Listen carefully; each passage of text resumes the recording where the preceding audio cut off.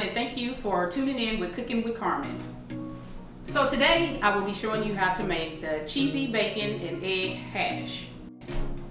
So first you're going to need russet potatoes, and actually you do have an option. You don't always have to necessarily use russet potatoes. You can use Yukon if that's a preference for you, but today I'm actually going to be using russet potatoes. And we're going to start out with 2 of those, which we're actually going to peel, which mine are already peeled already, and then we're going to cut them and dice them. And what you want to do, you want to make sure that your pieces are kind of small because we want them to cook thoroughly and not take a long time to cook. So first we're going to grab our potato here, and we're going to go ahead and start slicing it. So what you want to do is make sure that your pieces are like this, not too thick, not too thin.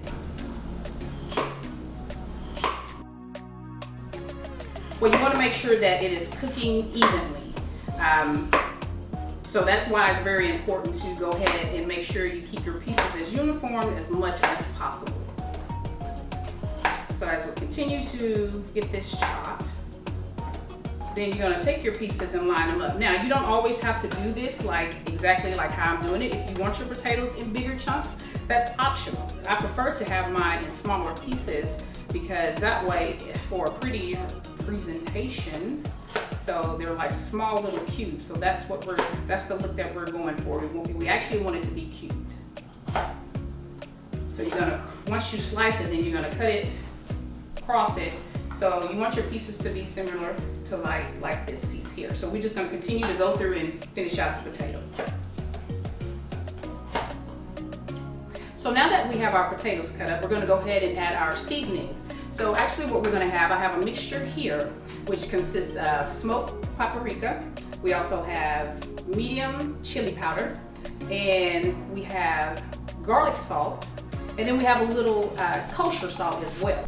So we're gonna go ahead and add our extra virgin olive oil, EVOO, as an acronym for it. And this right here is gonna help keep it from sticking once you put it in the pan.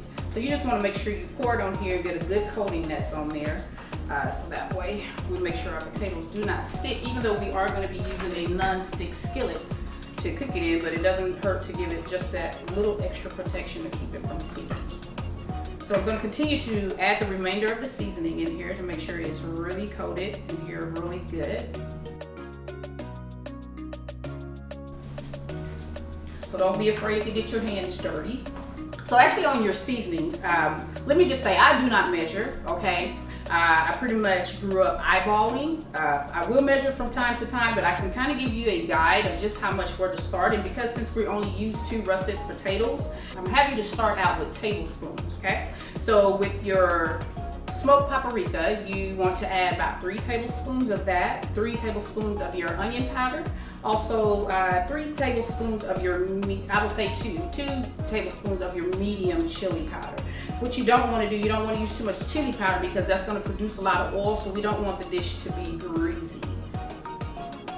So now I'm going to go ahead and add the salt in here just a little bit, and I actually use kosher salt. I like to use kosher salt because it definitely brings out the flavor, especially in meats as well, but it really brings out the flavors in your food. So as I continue to mix this, then we're going to go ahead and get it done, put it in the skillet so we can start the next process. So now that we have our potatoes seasoned, we're going to go ahead and get our skillet ready. We're going to put our skillet on the eye, get that turned on, so that way we can get the potatoes cooking.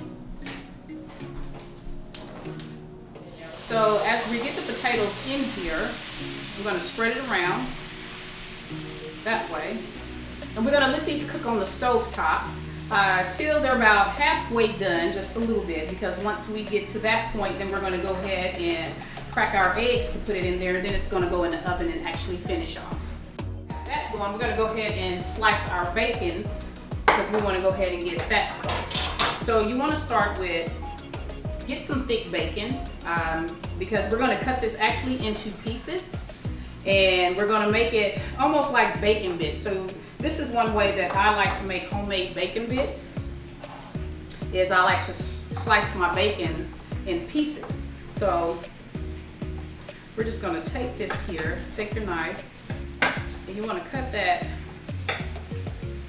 just like that. So you want your pieces to end up small like this. And when you cut it, when you do it this way, your bacon's gonna cook really fast, so you don't really have to worry about it taking a long time, but you also wanna make sure that you are standing next to it and watching it at all times, because it will burn very quickly. And so what we don't want is burnt bacon. So I'm just gonna continue to cut this bacon here to get it ready.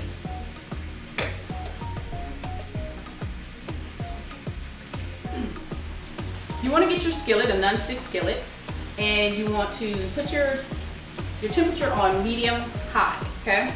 So I'm gonna go ahead and add my bacon pieces in here that I've already cut up. We're just gonna separate it as we put it in the skillet. So as our potatoes are cooking, we grab this spatula here and just kind of shift that around so that way it is. Make sure that the potatoes are cooking evenly.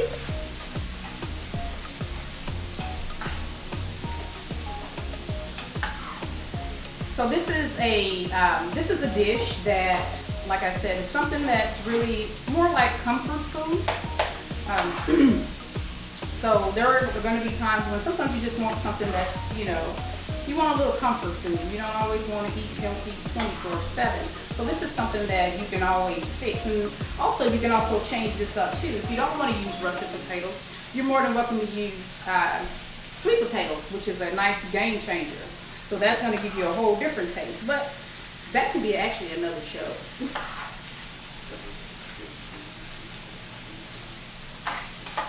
So as I continue to just kind of shift this around, then I'm gonna let this just sit here, and then we're gonna make sure that I focus on the bacon, because we don't want burnt bacon.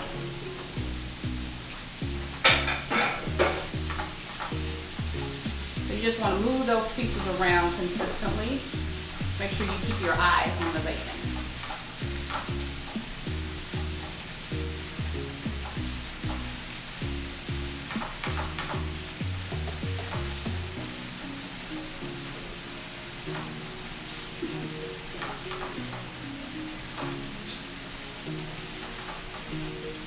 Actually add a little bit more pepper in here, of your cracked pepper. So this is something that you don't have to do, but this is something just personally that I feel that this needs a little bit more pepper off in here.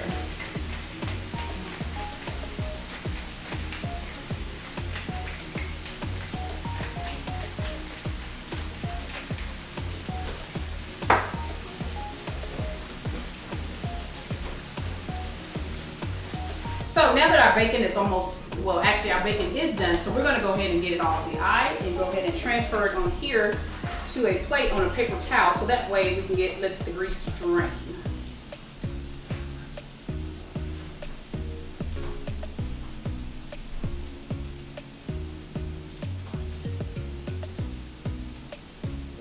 So now as you can see that the bacon pieces are done, they're just like in little strips.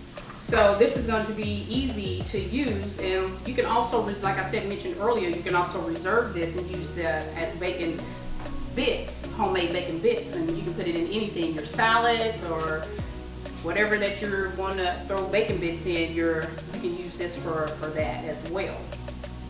So now that we're going to let that drain. Okay.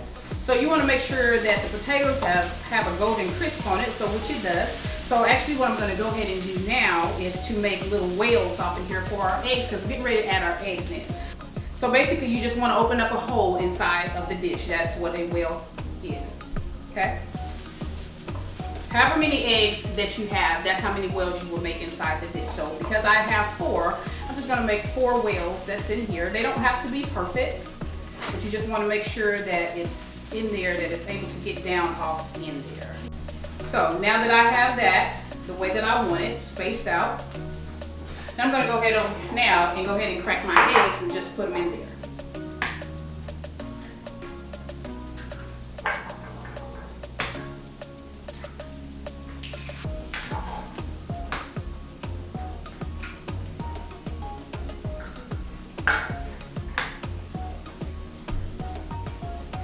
So now that I have my eggs in there, I'm going to go ahead and add a little salt and pepper to that.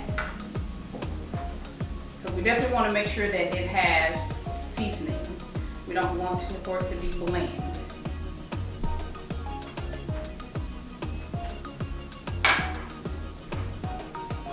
And I'm gonna go ahead and get my cracked pepper. And just add that on each one.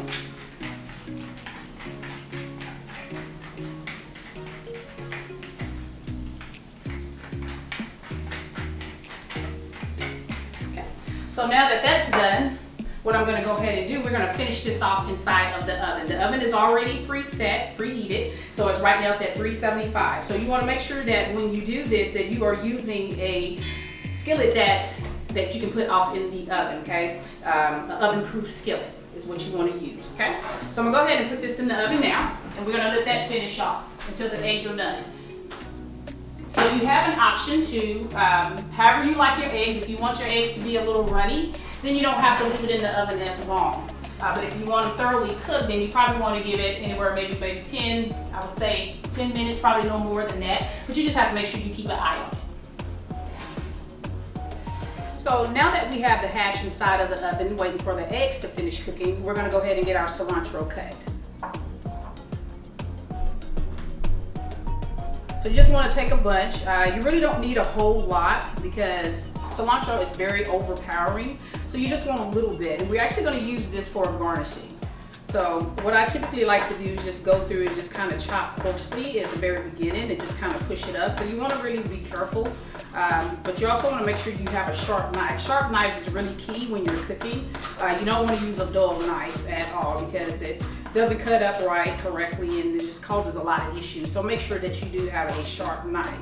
When you're using a knife, you really don't need a lot of different high-end knives. You just really need one good knife. And typically in sets you probably get around about maybe 5, 6, 9, 10 maybe knives. But 9 times out of 10 you're only going to use the big knife, which is this one right here that I absolutely love, and then you're also going to use your paring knife. So basically what I'm saying is that you really don't have to go out and buy this 20-piece knife set because you're not going to use all those knives. So as I continue to cut up the cilantro, I'm just going to go through here and then I'm going to go back and cross cut it, give it a cut.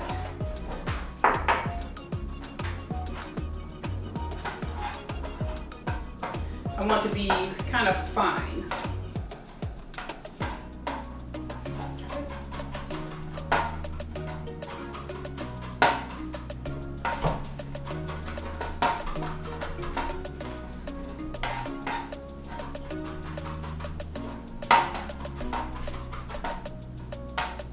So you just want to push that together. You don't necessarily have to cut it the way that I do, but this is one of the ways of getting that fine cut when you're cutting, and that's with anything, whether it's onions, tomatoes, or whatever that you decide that you want to cut. Finally, you just push that back and forth and put your hand over the knife right there. But just make sure that you're really careful. You don't want to do what I'm doing, actually. So, because you can easily cut yourself. Trust me, I know I have a lot of cut wounds. So now that we're done with that, we're just going to take a look and see how far along that our hash is coming. We're going to check my eggs now. So now that we have our hash in the oven, we're going to go ahead and get started on our homemade buttermilk pancakes. So what you're going to actually need, I already have everything already pre-mixed, but I'm going to give you detailed ingredients so that way you know what's all it's consisting of. So we have flour in here, we have baking powder, baking soda, salt, and sugar. So this is real easy to do. So like I said, all of these are already combined in. So you're also going to need 1 1/4 cup of buttermilk, and you're going to need actually you can use 3 tablespoons of butter, but because I love butter, so I actually have used 4 in there. And then you're gonna need just 1 egg. Okay, so I'm gonna go ahead, and what you want to do with this particular one here, set that over there. You want to go ahead and add your egg inside of the buttermilk. Okay, so I'm just gonna go ahead and crack my egg now. Put that in there. Then I'm going to go ahead and add my butter.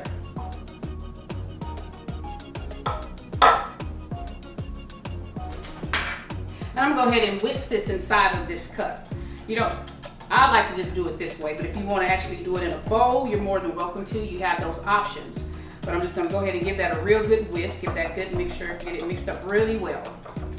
So make sure that when you have your buttermilk, you want to make sure it's room temperature, because once you add your butter in, if your buttermilk is cold, your butter is going to start condensing. So we don't want to have those butter chunks that's off in there, even though it's not going to hurt it, but it just helps to have it smooth. So right now we're going to go ahead and add this mixture in here.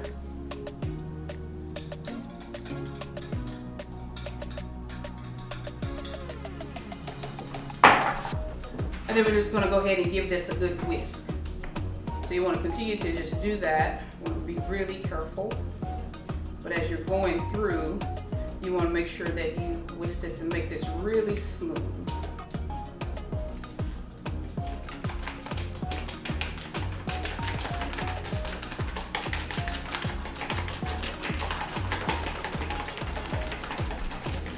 So now that we got that mixed together, you have a good smooth consistency, and that's what you want, okay? You don't want a lumpy batter. So you just want to make sure that it looks just like that, okay? So now that we have our mixture already together, I like to pour mine inside of the Pyrex dish to measure it out, but you also have the option. I typically eyeball a lot of things, but a lot of people are, are not able to do that. So one of the options you can use is a measuring cup. So I would suggest you would probably start out with 1/3 of a cup or 1/4 of a cup as far as your pancake size, so that way they'll be consistent. So I'm gonna go ahead and pour now.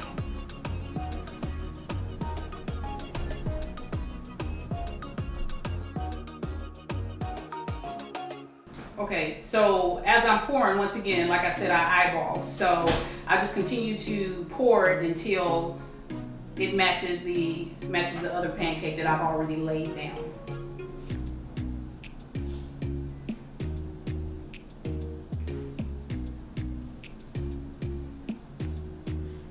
So on your pancakes, you have the option to use either a griddle or you can use it in a skillet. It's totally up to you. It is actually optional. So I typically like to use mine on a griddle. That is my personal preference. But you also have the option to use it in a skillet as well. So whatever which works for you will be fine.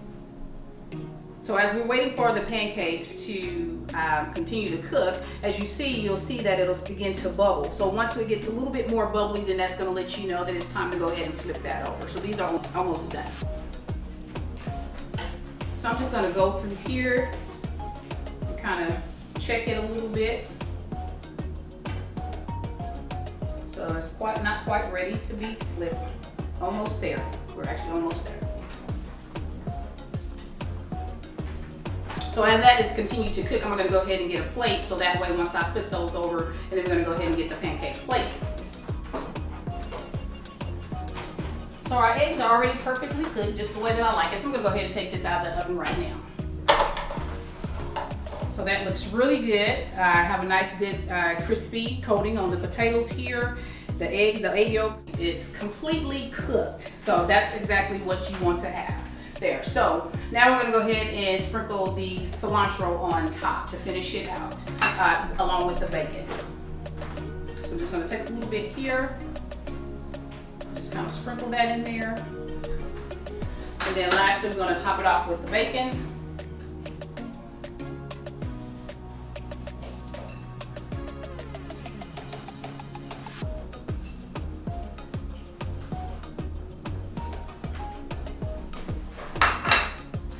Just a little bit more of the cilantro in there. I like a lot of greenery on top of my food. So now our pancakes look like they are ready to be flipped. So I'm going to go ahead and just go right up underneath that. So as you see right there, we got that nice golden look. So those are beautiful, nicely brown. And like I always say, I like my food to be pretty. So we're just gonna let those cook just probably a minute or so.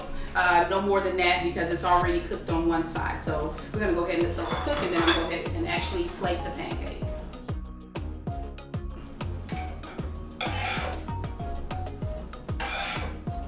Okay. So those are looking really nice and fluffy. It's like the way that you would want to have them. So we're going to go ahead and just add a pat of butter on top, just like that, and we're done with that. So now that we have the pancakes completed, we're gonna go ahead and start plating. So you can cut this out any kind of way. There's no particular way that has to be done, but I'm gonna go ahead and cut it out and try to square it out as much as possible. Go ahead and get that scooped out. And we're just gonna take a little bit and add a little bit more around the corners here.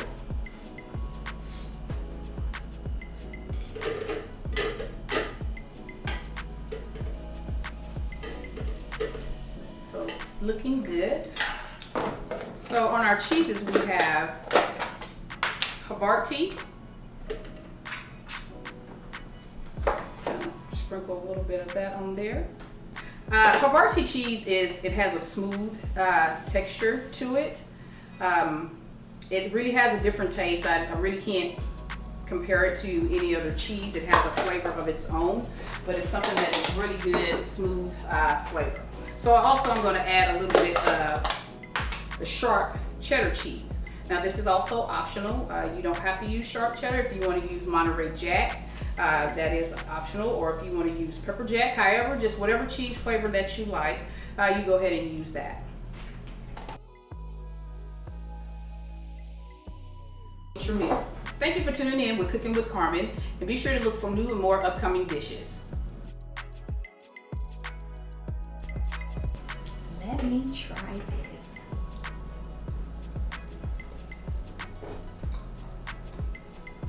Simply delicious. One dish, everything in one plate, and we wash it down. Perfect. Got about the pancake.